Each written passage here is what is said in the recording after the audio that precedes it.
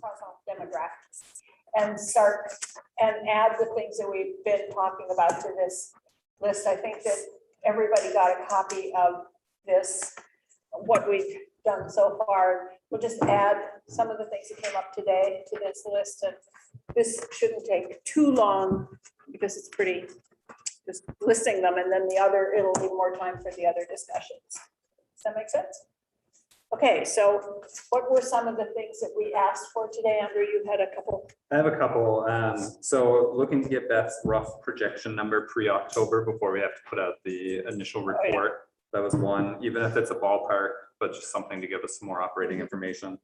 A conversation I wanted to circle back to at some point was the OPEB payments that were taken out from 2010. I can't remember when they stopped, 2015 maybe. Yes. I wanted to look back at that. I think on one of Treasurer Pierce's slides, it said 2010 to 2020, and I was just curious about that. But I wanted to talk about that in general.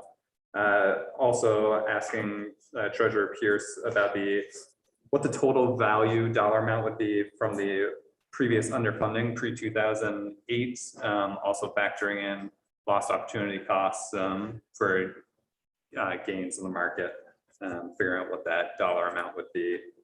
I have loads of demographics questions. I don't know if that's I don't know if you want all of those now or what would be best for that. Well, I think that the treasurer's office had gave us this, which has There's two new handouts. There's two new Okay. handouts here, one with VSERS and one with VSTRS demographic information. So a lot of that, the questions might be answered Okay. in here. So maybe we'll just put a question mark here for demographics, and then as we as people go through the individually and look at them, it might answer a lot of our questions. That makes Does sense. Can we put one just caveat on that, that I also have just some general state of Vermont questions, not necessarily about the VSTRS demographics and the VSERS demographics, but just general state of Vermont. State of Vermont, Questions, I think we about have that on demographics. here someplace, but Okay. we'll add it again, yeah.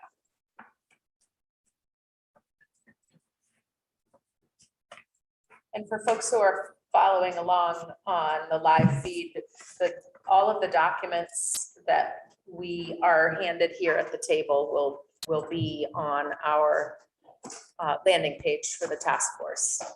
So all of those resources should be available for the general public to look at as well. And I flagged a couple of other items that would be nice if we could get info from the treasurer's office if it's available. One picks up on Andrew's point about employer contributions.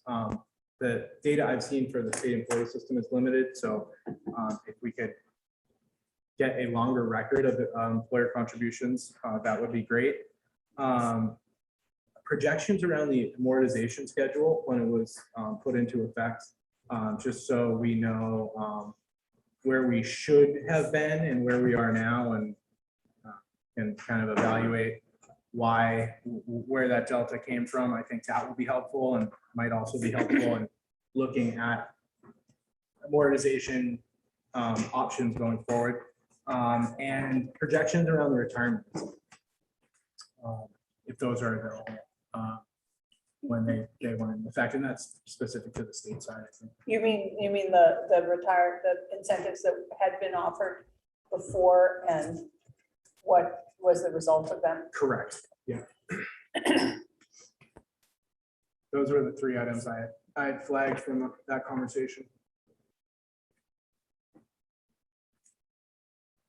Anything else that came up?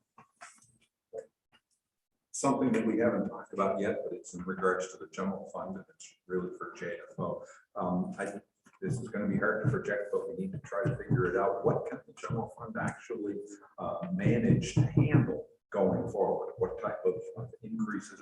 We put on a roughly a 3% increase per year, but then always adjusted for market returns that didn't quite fulfill the dictates of the ADEC as previously had been Well, we always put in the ADEC, but we always need to make up for less than stellar market returns. But this year it's gone parabolic. So, and then we're resetting the 3% going forward from the parabolic. So what can the general fund reasonably be expected to handle going forward? Well, and then it might fit nicely under the one here that we had thought that one of the issues that we talked about before was the state revenue streams. What are the revenue streams? What are they capable of? What do they generate? What can they? Yep. And thinking that Steve Klein could give a lot of that, and that would fit nicely in there. Perfect.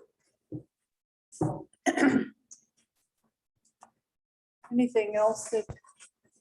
And one other piece, the folks who were talking to us earlier about the state employees, I was asking about exit interview information. I wasn't sure if that's something we could circle back to. I'd also be curious about that on the teacher's side. I don't know exactly where we would get that information from, or if there is even any sort of hub. But I think it kind of goes back to what Molly's brought up often about the kind of core values piece and bringing it down to the individual person level. I would just be curious to see if we can get any of that data if they have it. I have no idea if the 100 and some local districts keep exit interviews and how we would even begin to have access. You know, I think they're for sure, any resource in the state. Yeah. So that they don't track that system, be able to track that. Are there heads of departments that could come to speak to us possibly about in generalities perhaps? I suspect the Department of Corrections would answer the question of why are people leaving very differently than, for instance, the Agency of Natural Resources. Yeah. Right. Yeah. Right. I mean, I don't, and that's not to discount the value of that information, but I think it's probably pretty job specific, Yeah. stress specific, working conditions specific, which may be valuable, but is sort of complicated. You know, what might be better is to look at, and I don't know if it's been done recently, Tom, you might know, that there was a couple years ago, an employee satisfaction survey done. I'm not sure what that was called, but that we could maybe just even have that posted and have access to it so that we could look at it. I don't know that it's something that we need to have somebody talk to us about, but I don't, Tom, do you remember when that was done? They do them yearly. Oh, it's done yearly? Okay, so we could just look, get a link to the most recent one. Could we? Okay, I think that's a really good idea when, you know, it's not specific to separation, but it gives a sense, and gives a sense of what pressures our employees are feeling. Yeah, yeah. And we could just look at that. Okay. I have one other, I apologize, I had to put up with my voice so many times today. However, the ideas sometimes just pop in. Perhaps it's, you know, working with those younger kids, you have no filter at some point. So one of the things I was wondering about is, I know VSBA, the School Board Association, did a survey back in May talking about being able to hire people to come into new teaching positions. I'm not sure if perhaps we could get VSBA to come speak with us about their survey. And, you know, even though May sounds relatively recent, that data I'm sure is a little outdated at this point, but perhaps getting somebody there to come talk with us would be helpful information as well. I mean, what would we look to accomplish with that data? I mean, some of this data looks good, but I'm starting to wonder as we start to frame up the next few meetings, how useful is the actual information? What are you trying to pull from it? Yeah, I think the usefulness of the information is thinking about how education's already facing lots of threats to it. And Right, but like looking for employees, that's the whole economy right now. That's not an education issue. That's not a state of Vermont issue. That's not a municipal issue. I've got meetings tonight when I get back home. I've got factories who can't find people. They're willing to pay $70,000 a year to, like, these are job, people just can't find people right now. So that's an economy-wide thing. That's not, so I guess I discount the data where it's impossible to find people right now. Well, everyone's feeling that. That's not gonna be because of pushing, that's a macro issue, not a micro issue. Sure, it does impact the people though that we're looking at and are tasked to look at under Act 75. And I think part of our mission is to really look at the broader social impacts of any decision-making and how that could impact careers and people's decisions to take jobs in this state or going to other states. So getting information from as many sources as possible to give us a fully rounded sense of the picture, I think is always helpful. Comes back to that value proposition that was put forth by DHR. It is a macro issue, but whether it's the state as an employer or whether it's a school district, you're out there competing for talent. So how do you compete effectively? And if state or school districts are having tough time finding employees, like everyone is, I don't think we want to make decisions that make that even harder. We at least want to be conscious of them. I think it would be useful data. I guess it would be somewhat useful if we could limit the time that they're giving us. I mean, just have somebody come in and just say, we can't hire people, is one thing, but to go into a lot of detail about, I'm just a little bit cognizant of our time and how many. That's Ryan, I mean, Yeah, I can be convinced, I think there's gonna be meaningful data, but to hear how hard it is to hire people in any industry right now, I get that, that's like a no. You know what I mean, like, we get that that's an issue. I mean, to get kids to mow a lawn in the town I work in, we're paying almost $17 an hour to mow lawns this summer, because Walmart's paying 16 to stock shelves, like, that's. I don't think it would take too long to get results of the survey, though. I think that's what Andrew was talking about with survey results. I think we're just asking that organization to provide us with the results of their survey. we can have them provide us with the results. Let's just limit the amount of time that they present those They don't results to even us. need to present it. They Oh, can you just give it to us. Yeah, that's That's fine. fine. That's fine. Yeah, I don't think they need to come in That's and great. talk to us. And is that Yeah. around like J, just saying like the examination of the effects of current benefit structures and contribution characteristics on the recruitment and retention, right? With state employees and teachers. That all wraps around that, correct? So that'd be great. I'm just looking at X 75, sorry. Mhm. It was interesting. I thought it was very interesting that what they said about the, what was that called, employee value proposition affected retention much more than recruitment. Because, and that makes sense, because why would anybody take a job plowing roads in December for $13 an hour when they can get paid $16 an hour to stock shelves? I mean, and get up at midnight, go out and plow roads for $13 an hour, even though there's a good benefit from it. Yeah, that was a nice framing of that whole concept of why that fee. Well, I mean, I think data to an attitude, if you're looking at a future plan, like a good healthcare plan. Me personally, my wife has a good healthcare plan. I'm not taking a job for the healthcare plan. I'm going for the compensation, the actual dollar amount that you get paid. So like, you gotta remember, like, I'm looking at, oh, we have a great plan. I'd rather have it paid. Like, even where I work, they pay us not to take the benefit healthcare plan. And so like, those are other things like. I don't know that that's a general thing, though, because what I'm seeing in surveys and in the news and in the articles that I'm reading is that healthcare is like the number one thing, the number one driver. Well, It's I not mean, the but I think it's got compensation. one partner in the relationship that has that benefit. That other person frees up, and so you gotta remember 50%, in that case, that percent of your job market is able to have that flexibility. It's very complicated, and it depends on the generation you're looking at, and whether you think you're going to stay in a job for the next 20 or 30 years, or if you're going to people don't stay in jobs like they used to, and that's true everywhere. That isn't just true here. I mean, and like we saw, in the first 5 years is when people leave.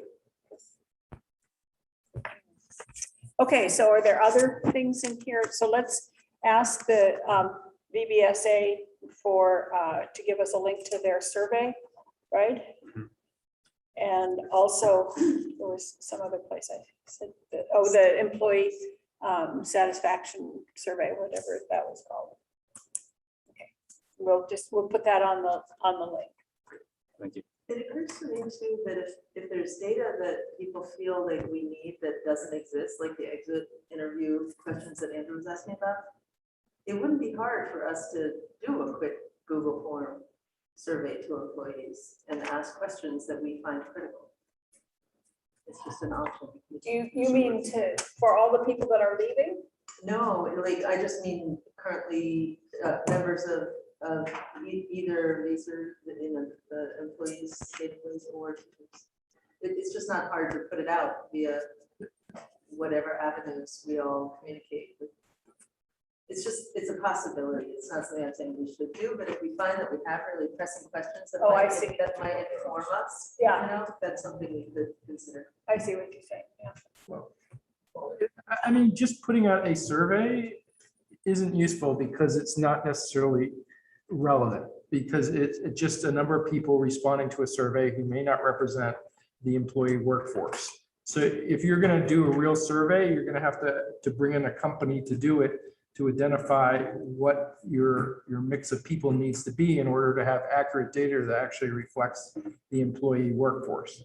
So it's actually much more complicated than just pushing out a survey if you want data that's actually representative of the workforce. Yeah. Which may be true about some of the other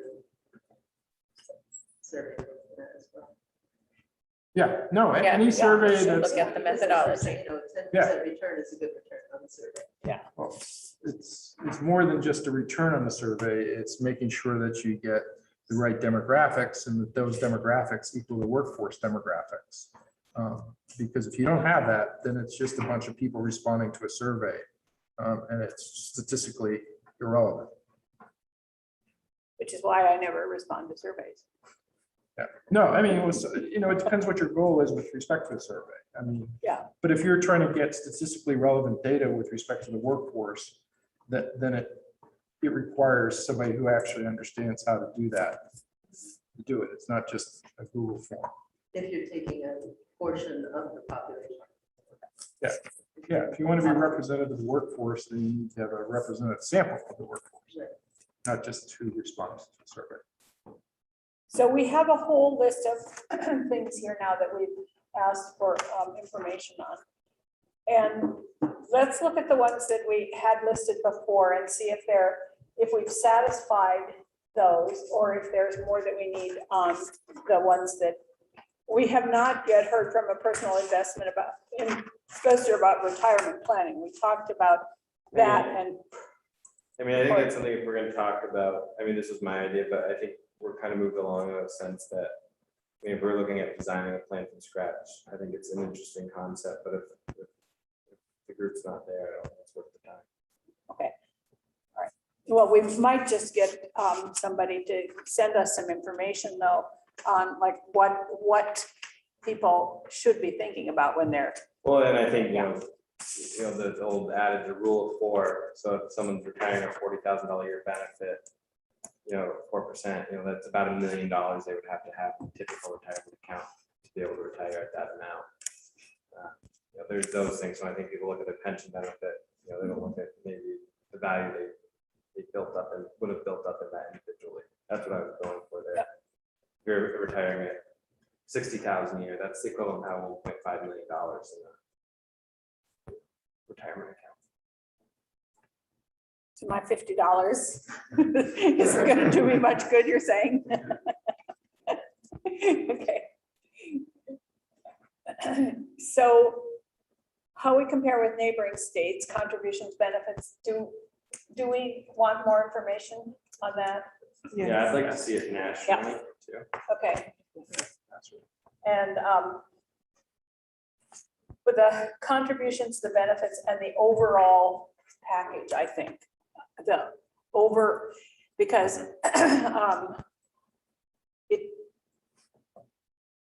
the salary is one thing, But, and then if you add in the benefits, and so there's a, like Maine probably has a higher retirement benefit, but they also are not a social security state, so they don't get social security. So they aren't necessarily comparable. Right, and I think nationally, that makes sense, not just the regionally. Okay. And I'd like to see the trend over the last decade, because just quick research shows that there's been a lot of changes in the last decade. And where were people 10 years ago? We haven't really moved in 10 years, where they moved in those 10 years to make their pension systems work. Yeah, and we do have that on here. What measures have other states taken to address their issues? But And like that- the change in their plan. yeah, Right, so that- what have they done to salvage their plans? Is that, Yeah, I think that's really important information. I heard John mention NASRA. That's what I would suggest too. Keith Brainerd, I think would be really good. Keep providing us that content. and then the impact of one-time contributions, state revenue streams, that's kind of all fits together. Is that? We reviewed the 2009 report and recommendations. We need to do more on that.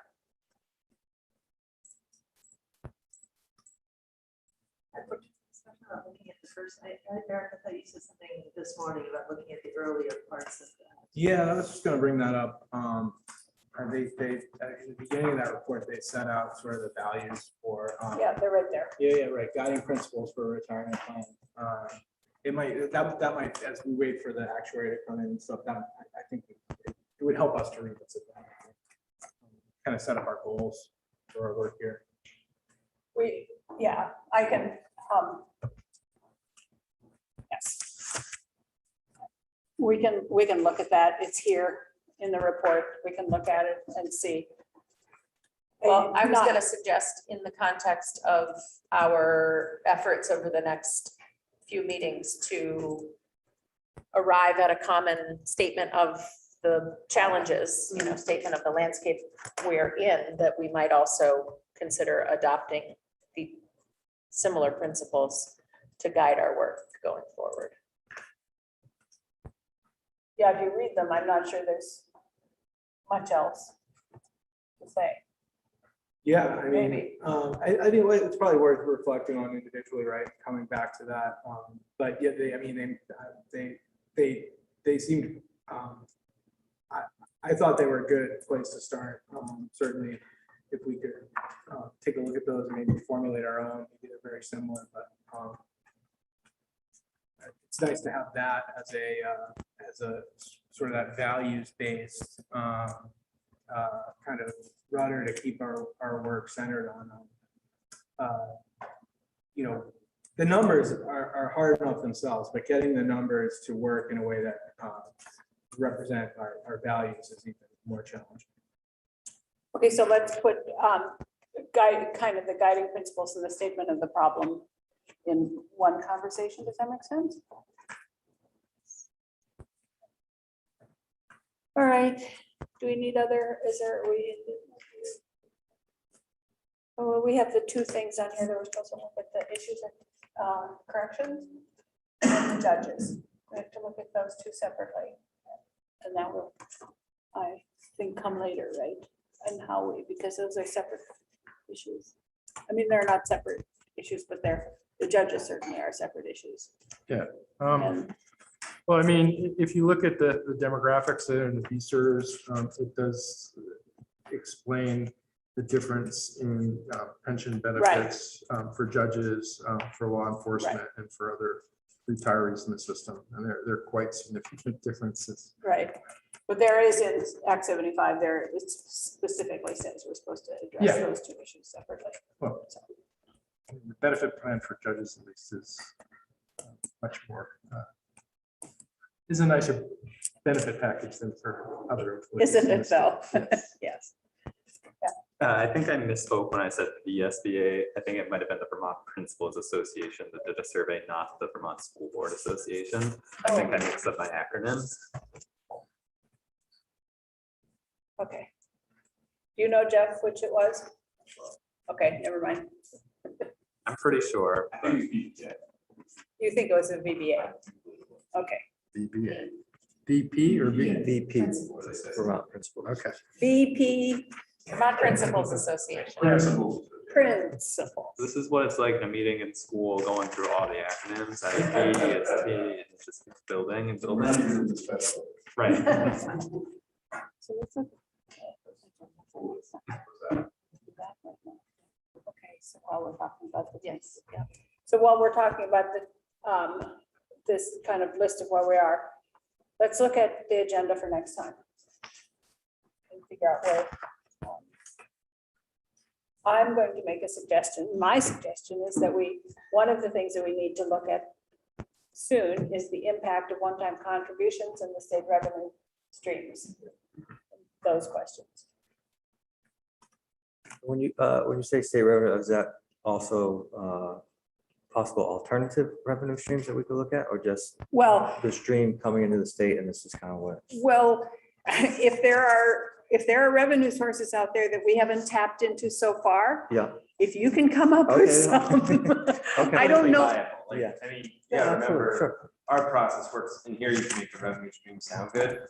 You gotta get But it in through one reality- body to another Yeah. body. Sure, and and in the reality, signature of that is someone who not- doesn't like to increase revenue. Absolutely. But I think that looking at that, what JFO would do is look at all the potential Potential, revenue okay. streams in the state Sure. and how stable they are, what they generate, what they could generate, what it means if you increase or decrease one of the streams, so. Because I think that information will lead to what you were talking about, Dan. Mhm. But I also think that it will sort of tie into what Peter Fagan was asking about earlier, which is what is the capacity Mhm, of the general fund, which in mhm. many ways is limited by Sure. what we expect the growth of the current revenue Sure, sources to there's be. only X number of dollars that can be spent wherever we're gonna spend them. right? But when you're talking about one time, you're talking about budget surplus money. Well, I think there's two different things. One is the one-time funds, and then one is the revenue streams that we have. And they're both fiscal issues, so. Well, I think it'd be interesting to know too, especially before we get into the process of starting to figure where dollars go. What's the value of $1 today to the system? It's not $1 and reducing that liability. It has a discount. It might be $6.42 or whatever. How do we design around that? One-time dollars is worth more today than it is $10 or 10 years from today, just with the compounding effect. So when we're designing it, understanding what that value of that dollar is. To go to Corey's comments. 5-6 years ago, we received some one-time money in a settlement. And there's a difference between one-time money and unobligated funds at the end of the state fiscal year. But the one-time money received in the settlement, we split it up, did several things with it. But one of the things that we did is that we actually put funds into one of the two retirement packages, or one of the two retirement funds, excuse me, and designated it for specific designation to buy down the 2038 contribution. So it's a perfect way of seeing what $1 today will do in 2038, because it was fairly substantial what it would do. And then as far as one-time money that might be left over unobligated at the end of the year, we have an end of year construct that's actually a statute. Half of it goes to the spendable reserve, and the other half goes to state employees retirement system. Or OPEB. I was reading an article, and I'm not sure that this actually happened or not, but are there grants also out there that we can look into to apply for to help the pension system? Well, grants tend to be one time. Right. So I would have no idea about grants available to help retirement systems. I would be highly skeptical of first of all, of there being any available. And secondly, if there were, you've got 50 states that would be competing for them, and probably a lot of No, I think the reason ARPA money can't be used for pension liabilities, is exactly that reason. They didn't want it to be used for grants to pensions. So is the answer no, there are no grants available for pensions? I can't imagine any. I just, I mean, there are grants for all kinds of things, Right. but I can't imagine. I don't know. I've never heard of any. If anybody, It's possible, there may be for private sector plans, like there was. There was a bailout for private sector Right. plans. But public were Explicitly. specifically, yeah, didn't apply to public plans. yeah. And if you're talking about people like the Ford Foundation giving us money, I suspect that probably wouldn't happen. Agreed. All right, so can we put that on the agenda for the next time? Is that the one, the revenue. Yeah. And that would probably be Steve Klein and Graham, maybe.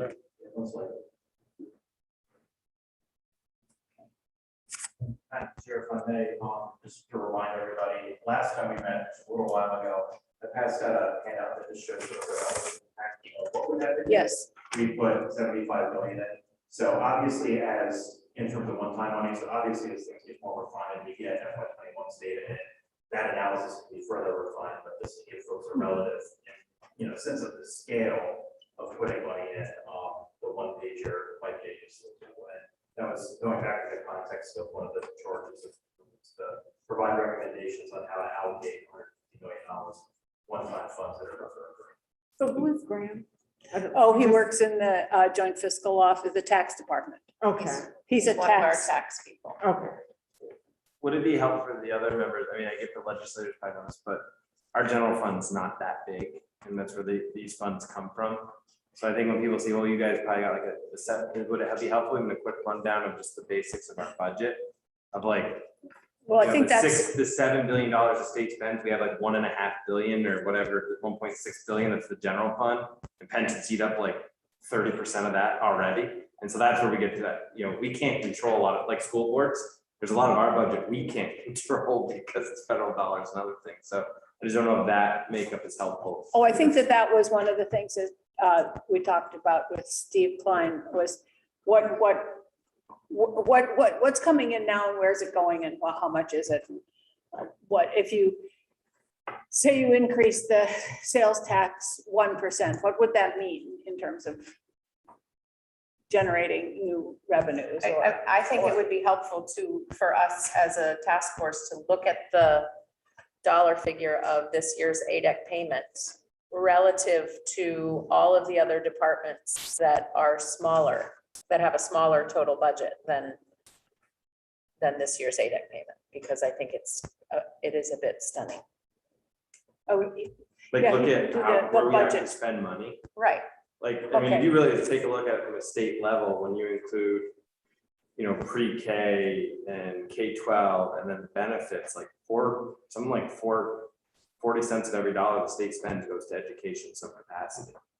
Like we break it down in various buckets, but when you look at, like that kind of a thing, and it's not a bad way, but it just, how much of our dollars and controllable dollars specifically are already going to this problem? Why is this a problem that we're having to address now? So I think some people go, you got to find 100 million in a $7 billion budget. You got to find 100 million in a $1 billion budget is what you got to find, or whatever the number is. Yeah, I think that we all need a better understanding of the state budget and where it comes from, where it goes, and what it means to any increases or changes, what that would mean. So that's a part of the, like just looking at Act 75, that's one of the bigger things that you guys, Andrew, I think Eric and you as well, you talked about, it's like they have it under I3, the state's pension contributions as a percentage of the direct general spending and a comparison of other states' pension contributions. So that's something that we're all sort of in bits and pieces getting to that main central thing of examining.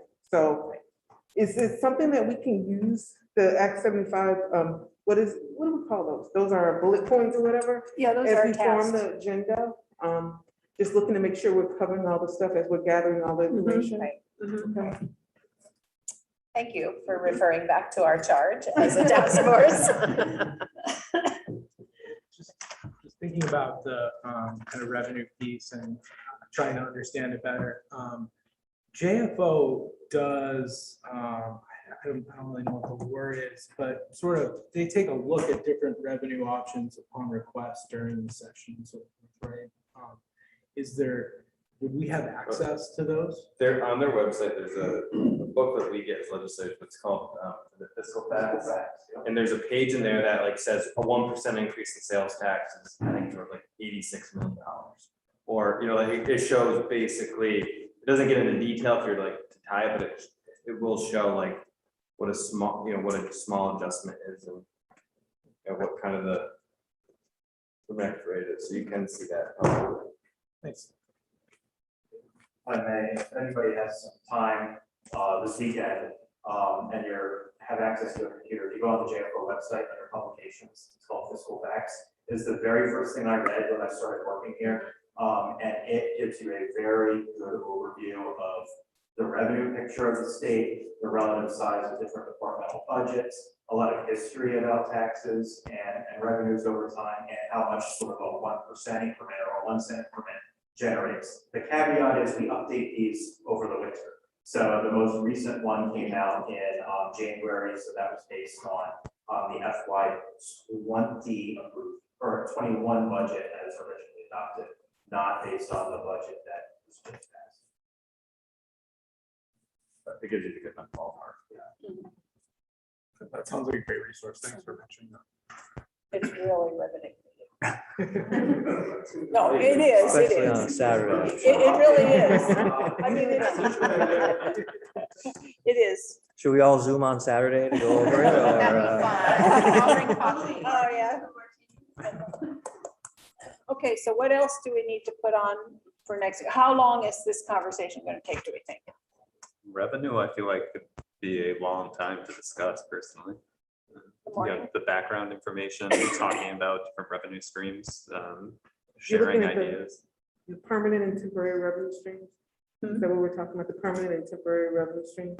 Right? Well, Or yeah, one one-time? time and Yeah. permanent and what the whole, Oh, the whole budgetary process, where it comes from, where it goes, who spends it, and as Corey said, what comes out of general fund, what we have control over, and what comes to us from the feds that we really don't have control over, which is also part of that budget. And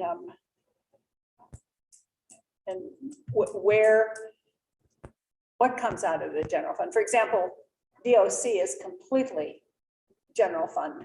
There's no federal money, no Medicaid, no nothing in DOC. It's all general fund, so. It sounds We like need to- between that and maybe looking at developing some guiding principles and defining the problem, that might take up a whole meeting. Finding problem.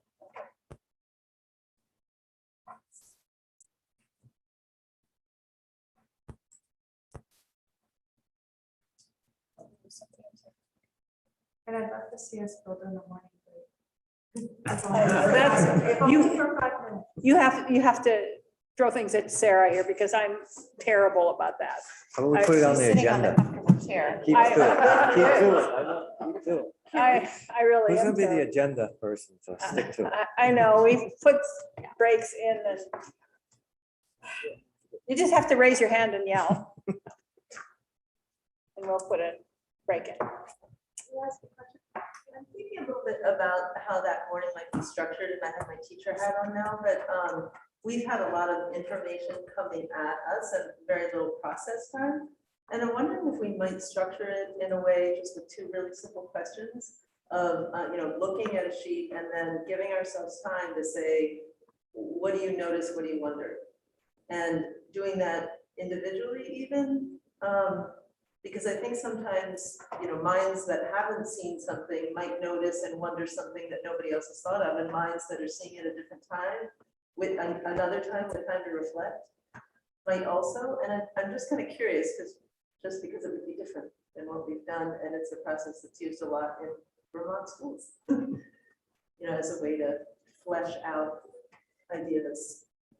So I'm curious how that would work around the revenue and budget information that's given to us, how you would structure that. So like if you were to show, you or whoever were to show the committee a portion of the budget, say, and then, you can do it with sticky notes and going around the room and putting them on posters. You can do it with the thing called Jamboard Online, where people put reflections online and we see each other's work.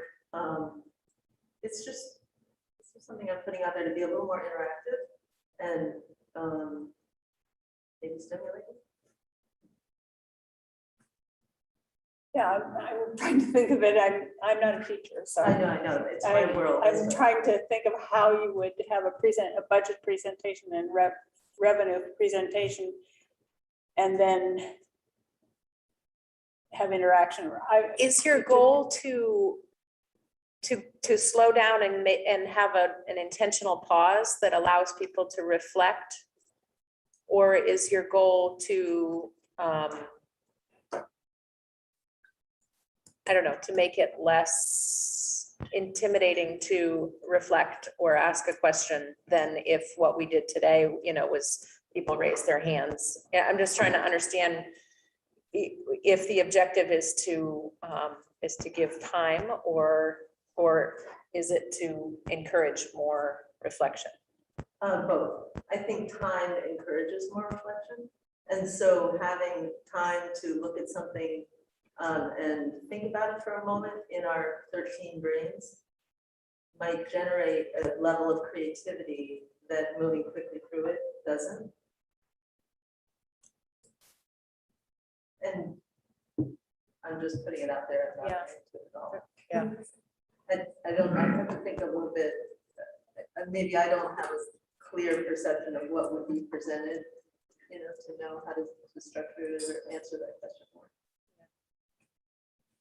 Well, I think there was a lot of value for these first few meetings in taking the first, 30 minutes, or today 45 minutes of the meeting to reflect on what we did last time. And so maybe we should do that again next time, but then also think about ways that we can build in within the conversation for the rest of the task force meeting that day, better ways of reflecting. I mean, part of what's also valuable about reflecting is to be able to reflect with your colleagues, so that in some ways, those 10-15 minute breaks that we take, or lunchtime, if you went for a walk with, other task force members, are also a time to say, this is what I thought, what did you think, kind of thing. So,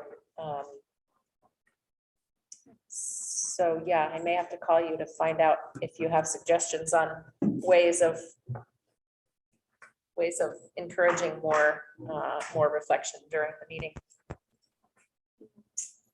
I do think a lot of what's going to be presented around revenue is information that's coming to us. There might be, hard to imagine, a lot of creativity around thinking about the revenue streams, but We could hope for some.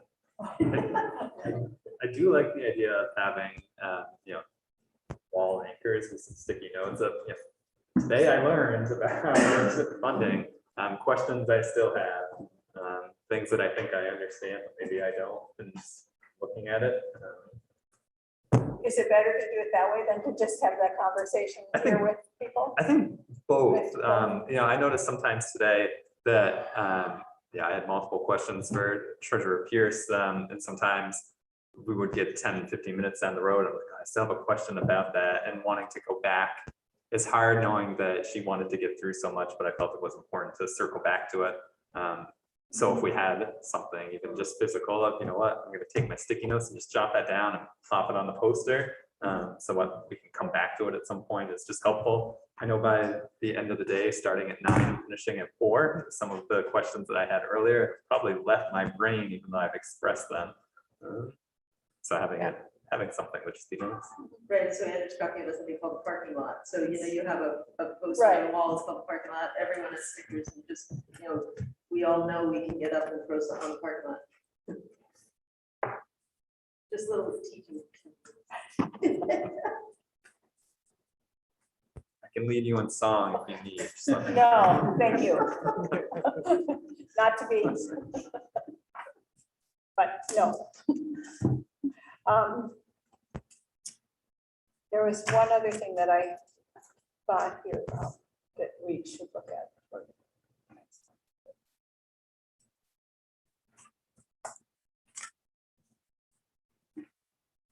Oh, do we have time to look at any of the comparables with other states in that same NASRA. session, or do you think that? So there's two things. I mean, the data exists, so it's easy to get the data. I think it's actually attached to well, either the Treasury report or the 2009 report had comparable data. Obviously, it would be data that was from 2009, but NASRA has it. The question is, do we want a presentation on it? So, that could take some time, but I think what would be more important is a presentation on what the trends are with respect to benefit changes, what states have done to tackle this problem. And I think. Oh, yeah, we were talking about that. Yeah. The last thing about looking at states that are similar in size. Well, then no one state is the same size, but similar in size to Vermont that have the defined. Right, the data exists for virtually every state as to how their defined benefit plan is set up. I don't know if we need a presentation on that, because it suits well into be in a data format rather than having someone go through all 50 states and tell you how they're different. You can look. But what might be more interesting is, getting a presentation from NASRA on what states have done to modify their pensions to address similar issues to what we're facing. And how's that worked out? Exactly. Yeah. And there's some good examples of, there's like West Virginia who attempted to go to a defined contribution plan and found out it was really more costly to do that than sticking with a defined benefit plan. So there are some good lessons to be learned from looking at what other states have done to modify their pension plans. I think both are important, and I totally agree that having someone go through every state in terms of where they fit in doesn't make sense, but maybe NASRA could touch on where Vermont fits in. I know I found Keith's presentation where he did some of that comparative analysis. I thought it was really helpful in putting ourselves in context. When he did that, did he also compare other aspects of the states? I mean, like average salaries of non-public employees, and I'm just trying to think of whether or not that was part of the presentation in terms of populations and area size. How much infrastructure do you have to maintain with a certain population as opposed to another state that, I don't know if that was part of his or if he just did the. I don't remember it being in that detail, but I think Okay. he did make comments on, sort of grounding into other New England states and so forth. And there's actually a lot of diversity in New England states as well. I guess New York is not technically New England, but New York is in a very different position than all the other New England states. Or New England states. The gentleman's name is Keith Brainerd. He works with NASRA, which is the National Association of State Retirement Administrators. And he provided some context on both BSERS and BSTERS during the last legislative session. In terms of employee contribution rates, employer contribution rates, there was information on the level of benefits and so forth. He also has knowledge on for where the direction the states are going and stuff too, so. So what if we, instead, I don't know if that'll fit in. Kate suggested that just the two conversations might be enough for that one day. So if we looked at the revenue in the morning and then at 1 o'clock, looked at forming a statement about what the problem, so that we have a common understanding of what the issue is and what the problem is, and then took a break and then looked at these guiding principles and how we might incorporate those. Is that? I like the way that sounds. I just wanted to ask a question on the guiding principles. Say, I was thinking that Molly was explaining as sort of principles guiding our own work. Then I looked back at 2009, those were guiding principles about what a retirement plan should be. Yeah. So I don't, maybe it's both, but it's like, I was thinking, as it's the first time now, the 2009, different. This makes it. Yeah, we could have that conversation. Is there a difference? Yeah. Yeah. Okay. Is that time in the afternoon to set the next agenda? Yeah. Right, so we're not doing that. So next week. I feel like we might be able to fit in an hour with Nasra next week Okay. Okay. in the afternoon. I mean, because Just check. the statement of the problem and the review of some principles shouldn't take I us don't know if it's 3 just hours. review of principles, though. It may be creation of principles. If they're that different from 2009, if the charges were different at the times, like, I think that's what that conversation was down at that end of the table, was that what we review of 2009 might not be the guiding principles for this group. I think it's hard to come up, it feels a little bit like we're spinning wheels and that we don't have traction because we don't have that work plan that would come from defining the process that starts with defining a problem and having some overarching guiding principles for us to work under. Are you talking about principles of, I'm getting myself a little confused here now.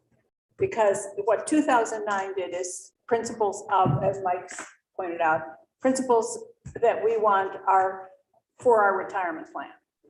Not how we're gonna operate, but the principles under which, like, the benefit plan should provide a solid foundation for retirement security following a career in public service. They are like 7 different principles here. The principles of how we operate is that Well, I just want to go back to, like, this whole started, and I don't mean to put you on the spot, Dan, but you talked about guiding principles in the same breath as talking about goalposts. And so I wonder if maybe you should be the one speaking to this. So, yeah, I mean, for me, it's at the end of the day, what, again, specifically here to make decisions and make tough decisions about our pensions and our benefits. So as a group, I think it's important for us to understand, exactly like you said, what do we want our pension to look like? What are the principles that we want our pensions to satisfy as we look at this and use that as our principle? Sustainability obviously is a huge one. How are we going to do that? Things like that. So that's where I was going with that. Maybe not so much as a whole, but at the end of the day, when I have to go back and explain to people I work with, this is what's going on, and this is the decisions that we've made, and this is the reason why, right? Because we decided that these 4 things were extremely important to the pension benefits for all of us, and these are the things that kind of guided us in our decision making. Yeah, when I look at how so there's a difference between the goalposts and where we want to go in the principles of how we want our retirement plan to look like. And then there's the processes that what we use. And when I look at that, and I may be wrong here, but it's pretty simple in my mind that we're defining the common ground. We're getting getting the information, the background information, so that we all have the same information, and then defining the common ground and what the problem is that we're trying to solve, and then start looking at potential changes, solutions to address these guidelines. And that's where, when we start doing that, that's where the people like the actuarial and the legal people need to be involved as we come up with potential changes. And we get to a point where we hopefully agree on some of those potential changes that will meet these guidelines and adopt them. In my mind, it's pretty simple, but that's just the way I operate. I don't know what anybody else thinks about that. I'm just very focused on Act 75 and the guidelines, because it's not like, it's simple for me as well. In general of, yes, we have our guiding principles on what we want to accomplish for the pensions and whatnot, but with Act 75, we have specific goals around everything that we're here for. And I'm very interested in how, as we gather information, right, from all different sources, like we talked about this morning, not just JFO, we're bringing in different people, having witnesses and all of that. But it's really about reaching the goals, not even goals, reaching the, what would you say? Yes, the charge that is in Act 75, trying to do the best job we can about protecting the pension benefits of state employees and teachers, and doing what we can and making sure we're doing it with the most informed decision, because we have all the information. So I guess to me, with Act 75, I'm like, I have that's on my computer. That's the thing that I refer to all day, because I'm like, okay, everybody's making, whenever Andrew mentions something like, yep, that goes right into what we're going to be working on and what we need to bring it to the fore. When Sarah, see, I was ready to say, our Copeland. But just all of that, as we're going through, I'm just like, oh yeah, that's going to be a part of what we're here for. So that is my, looking at the charge and keeping that in the forefront, that helps when next week we make the plan on what is our mission, what are we excited about, what are we going to be doing, and making our plan moving forward. So maybe we could add that to the agenda in the afternoon. It's just revisiting Act 75 and kind of maybe trying to come up with a detailed work plan for following meetings. Lots of T-charts around the room, sticky Yeah, notes, no. this follows that. I think we could just make a simple bullet point of all the charges that are here, and hopefully all the information that we're gathering and decisions that we have to make are addressing these in the end. And I don't think that, I don't see them all as separate, dealing with them separately, that instead, as we make decisions, we're going to be looking at, well, how does that affect recruitment and retention? And how does that impact the workforce? So it's all, but we can make a nice bullet point form on that. We can all keep in front of us. Yeah, it seems to me like, when I went through the law again last night, prepping, because it keeps swimming in my head, I see like 10 basic charges. So then I see either a 10-page document with like, here's what we know so far about each of these things, and we're adding to it constantly. And then a box at the bottom where questions can go, or a poster for each one where we're putting in what we know so far, and then stickies go up with the questions, just so we can sort of keep track of where we are with each of those 10 and what questions people have and what curiosities people have about them. I don't know about others. I'm struggling to track it all. To keep, I've got a lot swimming around, and I feel like we've had so much really juicy stuff, and I don't want to lose the thoughts that I had or that we collectively had in each discussion. And if we were to get supplies to put that together, is that something that you might want to be sort of the keeper of in terms of writing the question I mean, I'm just trying to think of where does this resource lie in between meetings? Right. I mean, do we all take a snapshot of it with our cell phone at the end of the meeting and sort of ponder it that way? Or were you thinking that that would go someplace I mean, it else? could be digital and we'd all have access on our computers too, you know, to have it as a slideshow or something like that, you know, where each page is a what could be one poster. I don't know, it's just I'm formulating it, so I guess I don't have an answer. Yeah. But I mean, I think I could be a note taker if that's what you're looking for, or Well, I'm just trying to, I mean, mock something up. this is something that's different than how we have ever organized ourselves in meetings that I've Mhm. been chairing here. And so I guess I was just wondering if this was something that you felt comfortable, you know, if we can ask staff to get a bunch of sticky notes and a poster board had, you know, is that something that you would want to be helping to facilitate? How do people, what do you think as learner? I mean, do people here feel like you would work best with something digital or with where we're recording our progress digitally or recording our progress in poster form? Are we gonna come out with the same 10 to 3, like 3 people want digital and the rest like paper? I'll go paper. Or maybe nobody else is interested in this and it's my whole thing. Peter, you're gonna say something? I'm No.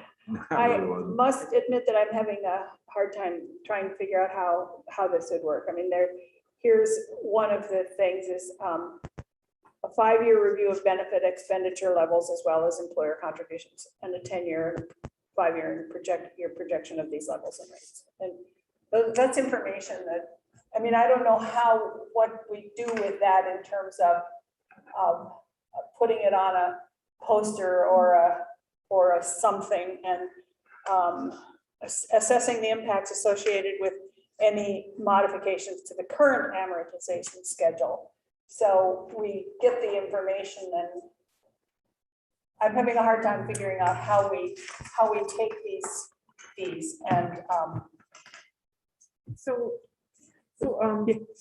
actually, this is, I don't refer you guys as the teachers. Kate, Andrew, and Molly, they introduced me to actually using Google Doc, you know? But I think it's really about, we've gotten a lot of, over the last, well, really 2.5 days, we've had a lot of information, you know? And it's great because this is information we all need to, you know, all be on the same page. So it says basically, for each of those charging statements there, you're going, okay, who did we have speak about this? And we have that handout because I think Andrew was like, which handout was that? And he just sent out, like, okay, I have that one. Just saying, tracking the information for each of those points, like, okay, we have this information here. And we had a discussion from this witness about this. It's not about, I think that's how I interpret it. It's just keeping track. Have we talked about this? Is this something we have to explore further? But it's just each of those, I think you said 10 of those, just keeping track of where we are in the process of addressing that issue. But I don't. oh, I thought that's what we were doing with this list. That's right. Yep, and that's Of the, just based off the 75. That's what we're talking about. But if that's incorporating that into that, that'd be awesome. you know, here's what I will do. I will look at the points that we're supposed to be doing. I mean, the tasks that we're supposed to be doing. And I will look at the information that we've gotten so far and put it underneath there. And then kind of add it to this document here that, yes, we had that, we've done this, we've looked at that. And so that it's in a form that also can go into a report at the end when we do a report on what we heard and what we, is that, and then if we want to do beyond that in terms of what we have left to learn about those things. We can look at. Yeah, and I was different gonna ways. say too, if you want, I can mock something up, you can look at it and see if you like it. And not let it go. I don't mind spending a little bit of time putting something together, just people could look at it and say, yeah, this doesn't work for me at all, or, Okay. oh, that would be great, could someone keep track? Yeah, okay. Good.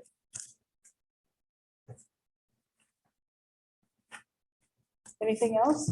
So did we decide that we should have a NASRA thing next time, or put that off until the Well, next I get a one? little confused about where we have as far as the That's- date.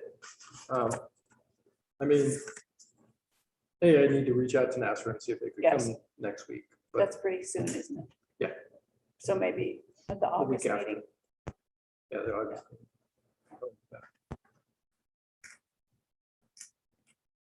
But I'll plan for 2 meetings from now.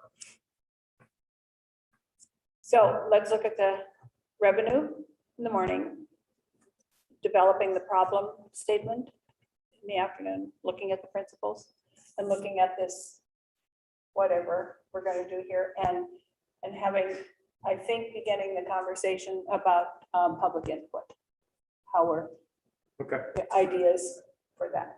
And I think Sarah had mentioned how we kind of kicked off today with reflection time on past meetings built in right off. Yep, we can do that. Just one other thing, Jeanette, for the task force is, well, most of the actuarial work cannot start right away. Looking at cross subsidization between the various groups can start right away. And I just want to know if we want to give requests that Siegel begin that work. Yes. If you do it, might as well get it done. Oh, sorry. Yeah, we want to get it. Did we get the date for after September? Or did I miss? No, I was All right. going to review those. I was going to review those at lunch and I encourage you to eat lunch. You didn't, and so, I didn't. So has any, and I don't have an iPad with me. I don't know if anybody has reviewed that. You mean The Google poll for the after September. I haven't. We're still missing 2 entries, and I've sent out emails so that those 2 people can. Who are they? We'll Yeah, say let's them. call them out right now. Come on. October's hard, my wife's due, so. Oh, middle of yeah. month, So to go, I'm up in the air. Yeah, Congratulations. Well, we can Okay, be so- flexible with that. yeah, So I'll be flexible and send that. okay. And so who's the other one? Is it me? Well, I guess Oh. it's me, because I haven't looked at my email yet today, so if we came today. Okay, it's gone, all right. so. So as soon as we get those, Yeah, as soon as those come in, I'll send the report to the whole group. okay, great. Thank you. Thank you. And just to let everybody know too, I'm developing a repository of all the documents that you've reviewed so far. It's going to be on OneDrive, so you'll be receiving an invitation to people to go in there to refer to all the documents. Great. Not looking good so far for 100% participation. We've got 2 days, we've got 100% participation on the doodle poll. From now until, I mean, from September until, Oh, 3. 1, 2, 4. 4. oh, 4 is better than none. I didn't scroll right. Sorry. All right, so, I'm Did- ending the live stream now, okay, and I have per diem sheets